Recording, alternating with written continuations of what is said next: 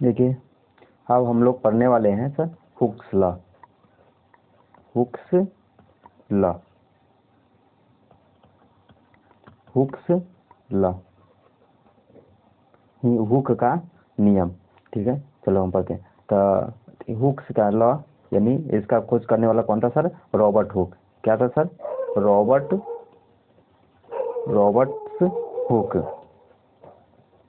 खोज करने वाला कौन था सर? Robert Hooke. एक नियम का प्रतिपादन किया और कितना ईस्वी में किया था सर? 1678 ईस्वी में। ठीक है, रॉबर्ट हुक ने 1678 ईस्वी में एक नियम का प्रतिपादन किया। ठीक है, अब हम लोग पढ़ेंगे सर रॉबर्ट हुक्स क्या है सर, यानी हुक्स लॉ क्या है। तो stress is directly point to strain is called क्या कहलाएगा सर? हुक्स लॉ कहलाएगा। तो क्या होगा सर यहाँ पर? Stress is directly proportional to क्या होगा सर? स्ट्रेन होगा। Strain, stress is directly proportional to strain क्या कहलाएगा सर? हुक्स लगाएगा। यानी स्मॉल डिफॉर्मेशन के लिए हम लोग क्या करते हैं सर? हुक्स लॉ का उपयोग करते हैं सर, छोटा से छोटा डिफॉर्मेशन के लिए। ठीक है, छोटा से छोटा यानी कम विरूपण के लिए क्या करते हैं हम लोग? हुक का नियम का उपयोग करते हैं। तो क्या होगा sir? Stress is directly proportional to strain होगा। रॉबर्ट हुक 1678 ईस्वी में इस नियम का प्रतिपादन किया। ठीक है, तो यहाँ लिखेंगे sir stress is directly proportional to strain. Stress is directly proportional to strain is called Hooke's law. Is called Hooke's law. ठीक है, अकॉर्डिंग टू हुक्स लॉ। यहाँ पर क्या होगा सर? डायरेक्टली प्रोपोर्शनल टू हटा के कांस्टेंट डालते हैं सर, तो यहाँ पर हो जाएगा E is equal to stress बटा क्या होगा सर? स्ट्रेन हो जाएगा। स्ट्रेस बटा स्ट्रेन होगा, E is equal to stress बटा स्ट्रेन हो जाएगा। तो यहाँ पर देखिए सर, तो E is equal to modulus of elasticity. ठीक है, मॉडुलस ऑफ इलास्टिसिटी। तो यहाँ पर लिख सकते हैं सर मॉडुलस ऑफ इलास्टिसिटी। तो मॉडुलस ऑफ इलास्टिसिटी क्या होगा? The ratio of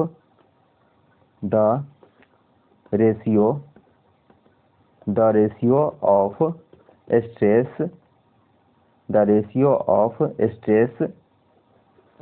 to the strain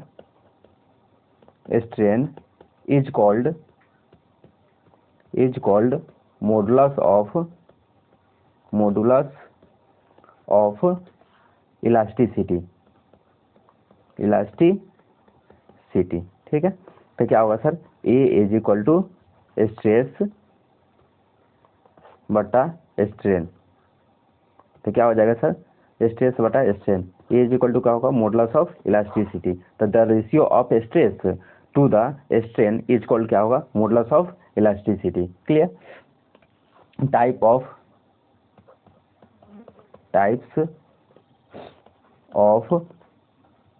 modulus of elasticity. क्या हो जाएगा? There are three types of modulus of elasticity. There are three types of modulus of elasticity. एक नंबर young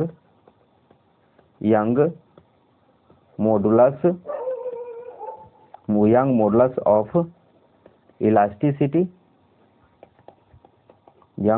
of elasticity. दो नंबर bulk modulus of elasticity.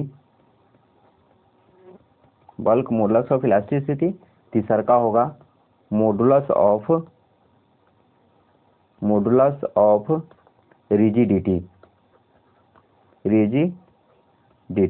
Modulus of rigidity. आप देखिए type of modulus of elasticity पढ़ेंगे, Young modulus of elasticity, 2 नंबर है bulk modulus of elasticity, 3 नंबर है मॉडुलस ऑफ रिजिडिटी। चलिए 1 नंबर पढ़ेंगे Young modulus of elasticity, Young modulus of elasticity, Young modulus of elasticity. तो क्या हो जाएगा, the ratio of longitudinal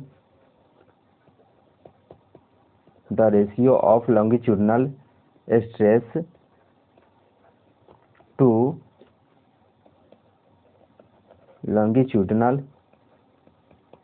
longitudinal strain is called young modulus of elasticity, young modulus of elasticity। तो formula हो जाएगा Young modulus of elasticity is equal to, तो यहाँ हो जाएगा लॉन्गिट्यूडनल स्ट्रेस बट्टा हो जाएगा लॉन्गिट्यूडनल स्ट्रेन। ठीक है, the ratio of longitudinal stress to the longitudinal strain is called Young modulus of elasticity होगा। ठीक है, तब यहाँ हो जाएगा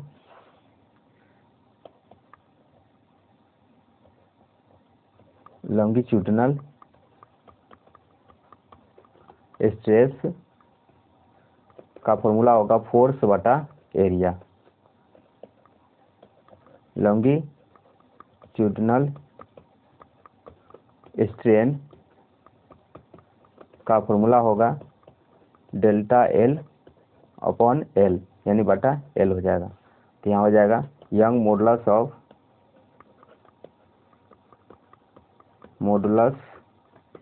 of elasticity,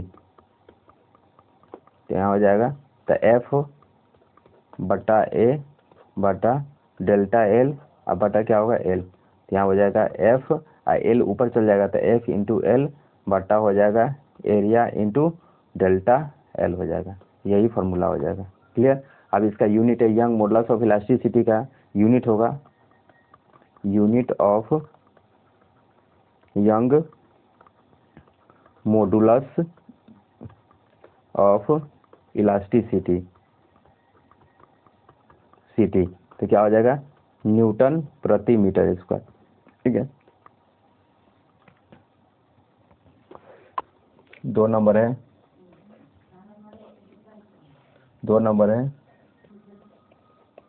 bulk modulus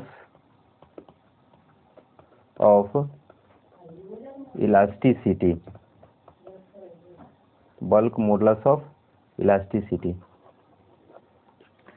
modulus of elasticity का डिफिनीशन पढ़ेंगे। तो ये क्या होगा सर, वॉल्यूम यानी स्ट्रेस बटा अति वॉल्यूम स्ट्रेन इक्वल क्या कहलाएगा बल्क मॉडुलस ऑफ इलास्टिसिटी। तो the ratio of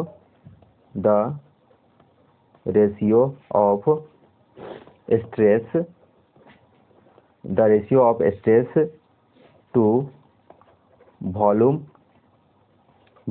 strain is called bulk modulus of elasticity, bulk modulus of elasticity, bulk modulus of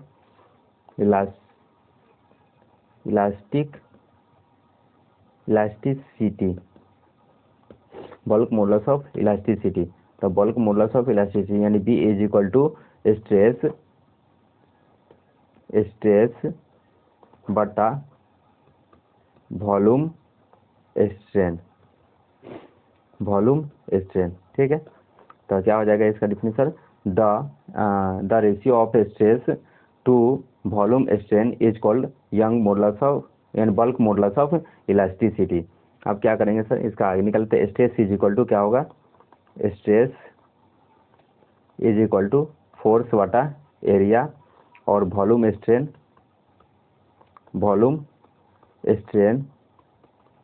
बराबर क्या होगा, डेल्टा भी बटा क्या हो जाएगा सर, भी हो जाएगा, ठीक है।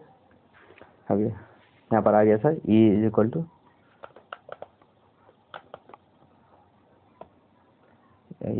स्ट्रेस है,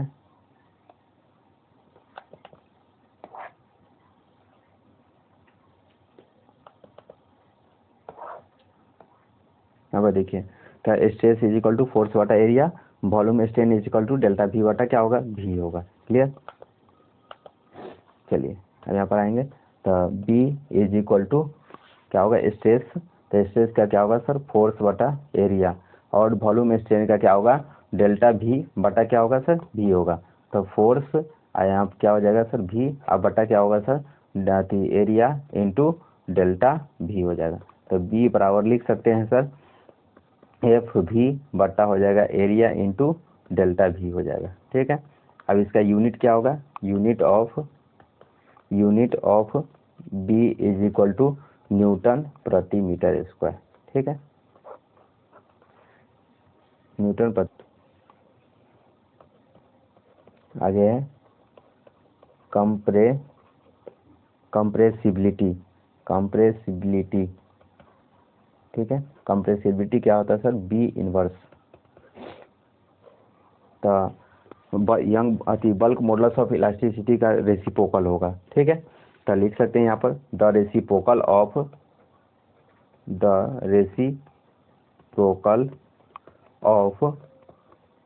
बल्क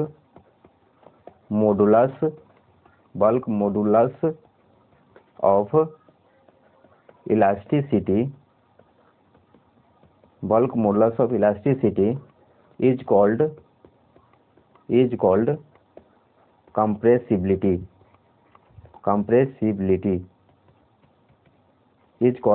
compressibility तो यहाँ पे लिखेंगे B inverse of is equal to 1/b हो जाएगा। आप देखिए sir bulk modulus of elasticity का क्या होगा, न्यूटन मीटर स्क्वायर। तो यहाँ पे लिख सकते 1/न्यूटन मीटर स्क्वायर ऊपर चल जाएगा। तो यहाँ पर क्या हो जाएगा सर, मीटर स्क्वायर प्रति न्यूटन। तो यूनिट ऑफ कंप्रेसिबिलिटी का क्या होगा सर, यूनिट ऑफ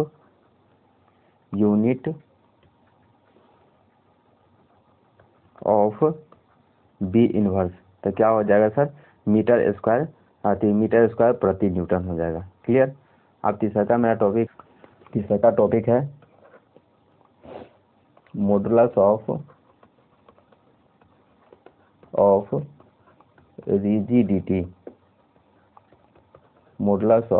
रिजिडिटी, इसको नीटा से सूचित करते हैं, ठीक है। Modulus of rigidity, the ratio of stress to the shearing strain is called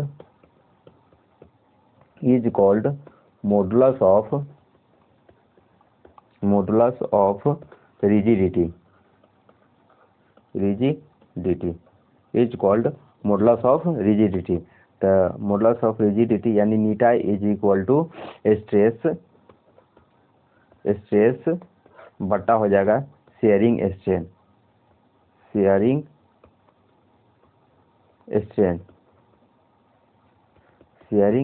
तो नीटा इज इक्वल टू क्या हो जाएगा सर, स्ट्रेस बटा शेयरिंग स्ट्रेन हो जाएगा, ठीक है। तो यहाँ पर लिख सकते हैं sir eta is equal to force बटा एरिया और शेयरिंग स्ट्रेन का क्या होता है सर, थीटा हो जाएगा। तो यहाँ पर लिख सकते हैं sir eta is equal to force बटा एरिया इंटू एल बटा कैपिटल एल, यहाँ पर लिख सकते हैं sir theta is equal to small L बटा कैपिटल एल। ये पहले ही थ्योरी में पढ़ानी, यानी स्ट्रेन वाला थ्योरी में ये पढ़ा चुके हैं सर।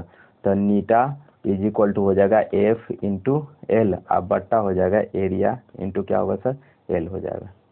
ठीक है, ये आपका फॉर्मूला आ गया। ठीक है सर, आप देखिए सर, हम तो लोग थोड़ा रिवीजन कर लेते हैं। ठीक, देखिए यहाँ पर फर्स्ट में क्या पढ़ाते हैं sir, Hooke's law. Robert Hooke क्या है 1618 इसी में एक नियम का प्रतिपादन किया। ठीक है, वो नियम था क्या है, stress is directly point to strain, यानी stress is directly point to क्या होगा, स्ट्रेन इज इक्वल क्या कहला है, हुक्स लॉ। यानी ई इज इक्वल टू, यानी डायरेक्टली प्रोपोर्शनल टू हटा के कांस्टेंट डालेंगे तो E is equal to stress बटा क्या होगा, स्ट्रेन होगा। ठीक है, ई क्या होगा, modulus of rigidity, E modulus of elasticity होगा। ई क्या होगा sir, modulus of elasticity, modulus of elasticity. अब the ratio of stress to the strain is equal क्या कहलाएगा, modulus of elasticity. A is equal to stress बटा क्या होगा sir, strain होगा। Types of stress, types of modulus of elasticity, तो there are 3 types of modulus of elasticity, Young modulus of elasticity, bulk modulus of elasticity and modulus of rigidity. आप हम पढ़ेंगे Young modulus of elasticity, the ratio of longitudinal strain to the longitudinal strain is equal क्या कहलाएगा, Young modulus of elasticity. bulk modulus of elasticity, the ratio of stress to the volume strain is called bulk modulus of elasticity। ठीक है, bulk modulus elasticity। अब नीचे compressibility पढ़ेंगे, the ratio of the reciprocal of bulk modulus of elasticity is called compressibility। अब modulus of rigidity पढ़ेंगे, the ratio of stress to the shearing strain is equal क्या आएगा, modulus of rigidity. यहाँ पर Hooke's law sir खत्म हो गया। Hooke's law का मतलब होता है सर स्मॉल डिफॉर्मेशन के लिए, समझे, छोटा से छोटा डिफॉर्मेशन के लिए क्या करते हैं सर, हम लोग हुक्स लॉ का प्रयोग करते हैं। क्लियर, चलिए ठीक है, मिलते हैं आप नेक्स्ट वीडियो में।